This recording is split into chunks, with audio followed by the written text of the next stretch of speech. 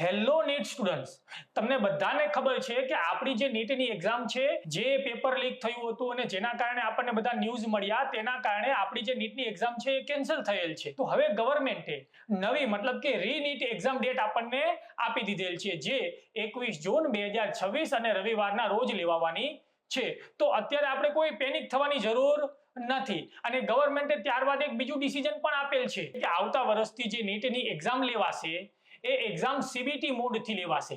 હવે આ સીબીટી એટલે શું? સીબીટી એટલે કોમ્પ્યુટર બેઝ ટેસ્ટ કે જેની અંદર આપણે પેપર લખવાની કોઈ જરૂર નથી, તેની જગ્યાએ આપણે કોમ્પ્યુટર બેઝ ટેસ્ટ લેવાશે. તેમાં કોમ્પ્યુટરનો ઉપયોગ કરીને ટેસ્ટ લેશે, જેથી કરીને કોઈ પણ પ્રકારનું પેપર લીક થઈ શકે નહીં. હા, પરંતુ એક વાત એ છે કે આપણે જે રીનીટ આપવાની છે તે રીનીટની એક્ઝામ તો આપણે જૂની પેટર્ન પ્રમાણે પેપર પેનથી જ આપવાની છે.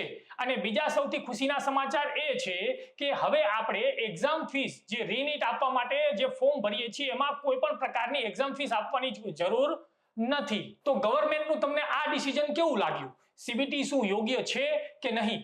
આ જ વાત તમે કોમેન્ટ સેક્શનમાં કોમેન્ટ કરીને જણાવી શકો છો. અને નીટ માટેની નવી અપડેટ જાણવા માટે અમારી ચેનલને લાઈક અને સબસ્ક્રાઇબ કરો અને ફોલો કરો.